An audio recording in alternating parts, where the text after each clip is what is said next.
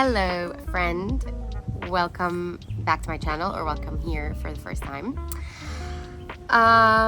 For today's video, I'm sitting out here in the garden, and to be very honest, I'm not sure if this is the best idea for filming because there could be wind, cars might drive by, sounds are uncontrollable and unpredictable.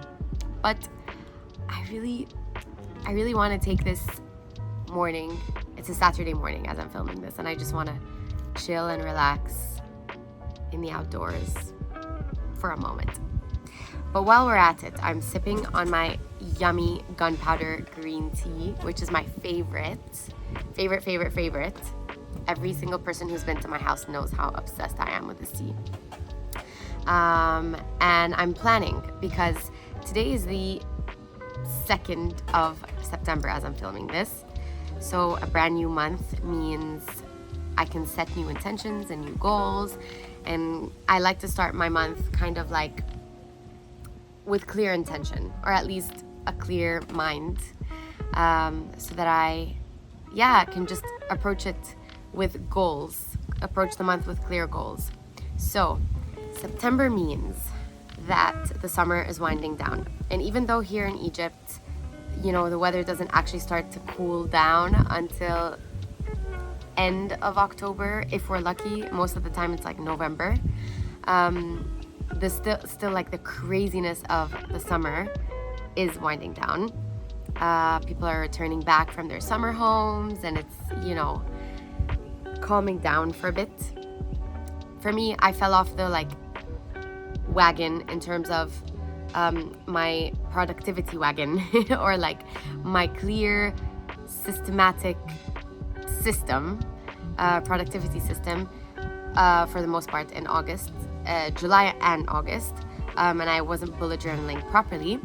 But now I'm getting back into the bullet journaling game, and I figured let's tell you guys about how I do it, because it is a system that has been working so well for me and has been helping me stay organized and clear, and I'll explain everything right now. But let's take a sip.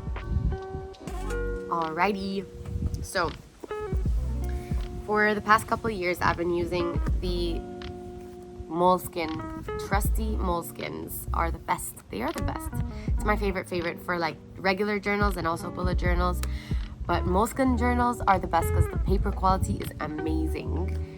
And I get the hardcover for the bullet journal because I carry this around with me everywhere. And if it were to be the soft cover one, they're less durable.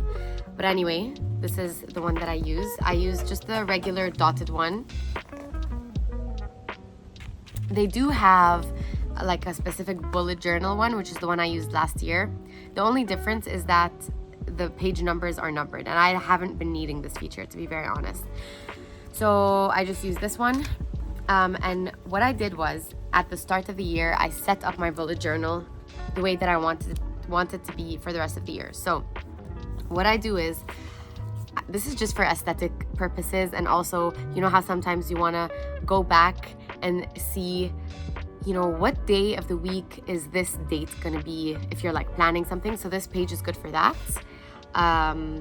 Just dividing up the days or the months and everything, having that be that. So that's the first one. The second one is I have a goals page here where I've divided up the goals into quarters. So at the top I wrote the personal, professional goals and what I want to have, and then I divided them up into quarter 1, 2, 3, 4, so that I can kind of break everything down. And to be very honest, I haven't been able to completely rigidly stick to that. I've been trying, but it's okay. These things aren't set in stone. It's good to just have more intentional based things. And then I have a brain dump page, which is where I write down, any ideas that I get for the podcast, for the blog, for YouTube, any ideas of things that I want to be doing. It's just a brain dump page, and it's cool. I've gotten stuck on episodes for the podcast over the course of this year, and then I remember, oh my gosh, I have a brain dump page, and then I go back to the brain dump page and I find that I had written a bunch of ideas that I got. So it's good, especially if you have a creative career or a creative like side hustle like I do. And then here I have books and a prayer page, so I'm keeping track of what books I've been reading. Again, I haven't been reading that much this year. Maybe that should be a new intention for September. And then a prayer list. Every month I like to be very intentional about the people that I pray for on a daily basis, or at least on a regular basis. And so I'll have that. I even have it like marked so that I can come back to this page every morning after I read my Bible to like pray for people. So that's a really cool one to have. And then right away we start in the monthly breakdowns. So let me show you what I did for the month of September. So again, I just like to have like a cover page for September, or for the month, whatever month that is. And then I'll have like a monthly overview page here where I'll just write, if I know I have a wedding or an engagement or like an event happening, I'll put it here on this page. And then I'll write the priorities that I have for that month at the start of the month, which is what I'm going to be doing today, is just writing down the priorities of the things that I know are important. And then I have a habit tracker. I love the habit tracker. It keeps me so accountable. I'll write the habits that I want to make sure that I either do or bad habits that I know I have that I want to stop doing, and I'll keep those there. And then it's just a breakdown of the week. So Sunday, Monday, Tuesday, Wednesday, Thursday, Friday, Saturday, and it's like just a daily to-do list. And the reason why I love the bullet journal is because of the way that I set it up at the start of the year, with like the goals, the yearly goals, and then how they're all divided up into quarters and stuff, is that as I plan every month and as I set my intention for every month, I'm able to go back to the bigger picture that I had set at the start of the year and decide, yes, how can I work towards, or let's say, so September is the last month of the third quarter of the year. So now I can go back and see, okay, what did I have planned for quarter three? What did I want to accomplish or get done before quarter three was over? And it helps me like break the year down into more digestible bites, I guess, so that I'm able to get everything I want to get done, but also be reasonable and realistic and practical about the plans and the goals that I have set. And that's just been huge. Like, it's been a huge plus, and it's a huge tool. It's so cool. And also the habit tracker makes sure that I hold myself accountable. And anyone who knows me knows how big I am on productivity and self-development and self-growth and self-reflection. And I feel like having a habit tracker is an amazing way to keep track of the things I want to improve about myself and the things that I want to work towards. And you find that, I don't know, I've been using the bullet journal since 2020, since COVID hit. I just felt like it was an amazing tool to have.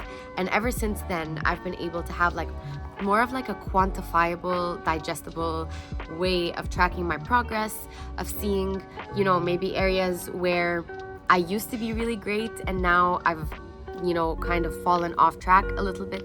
And then I'm able to hold myself accountable to like, okay, I need to fix this thing. Or what are practical steps that I can take towards becoming a better person? And so I feel like I journal a lot in general, just like free-form writing and journaling and all that stuff. And that helps me reflect on personal growth and my journey and everything. But then having the bullet journal is just a wonderful tool that I can use to like break practically, the steps and stay on top of things and stay accountable to myself and all that stuff. One other thing that I forgot to tell you, feature that I have been loving. This is the first year I've done this, I think, is at the end of the month, I will do an inventory page. And the inventory page is basically where I will reflect on the month that's gone by, how I was spiritually, how I was physically, and how I was emotionally. And those are three huge areas of my life that like I am especially intentional when it comes to. Spiritually, I'm a very, like, faith is a huge part of my life. My faith and my, tuning myself to how I'm doing spiritually is huge. And I like to be able to like reflect on how I did and how I felt, and areas where I fell and why I fell and how I can pick myself back up. So having that, reflecting on that at the end of every month is great. And also physically, I'm really big on clean eating. I've been trying to eat clean, really trying. Obviously I fail lots of times, but I've been trying. But also I'm big on like exercise and movement, and having that be a large part of my week, a large part of like the habits that I incorporate, whether that's yoga or running or going on walks. So I like to reflect on that at the end of every month. And also emotionally, did anything happen to tip me one way or another? Was it overall like a happy month for me, or was I anxious a lot? And if I was anxious, why was I anxious? It's just good to keep track. It's good to reflect on a month as it goes by, all in all.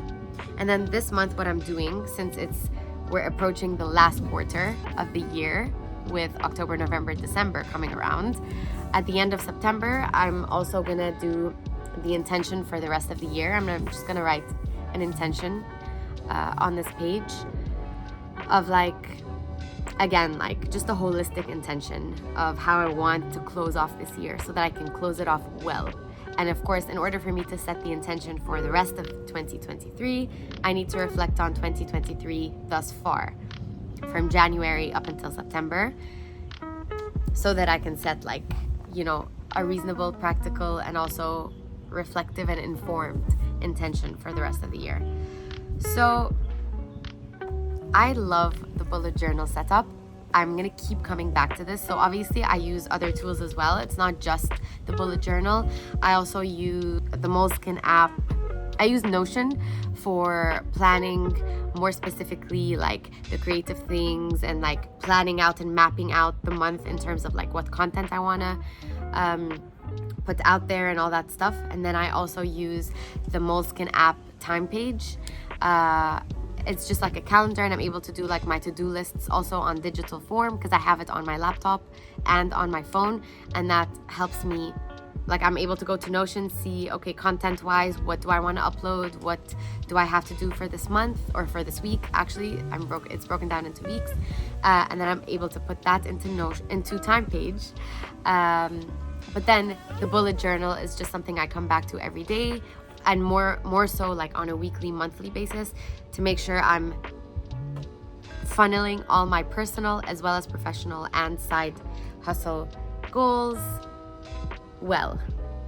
So it's more of like a self-growth kind of tool, whereas the other tools are more like practical, let's tackle these tasks kind of thing. So yeah, this is my bullet journal setup for the month of September and how I've been doing it this whole year. Let me know in the comments below if this was useful and if this is something that you would want to see more of, like just more productivity things or tools that I use. Whoops, sorry, that was Ringo, my dog. Quiet. So yeah, let me know. I'm always looking for new content to put out for you guys that you're actually going to find useful and helpful, that you're actually going to enjoy. So let me know in the comments below, and please don't forget to like and subscribe, and I'll see you again here next week.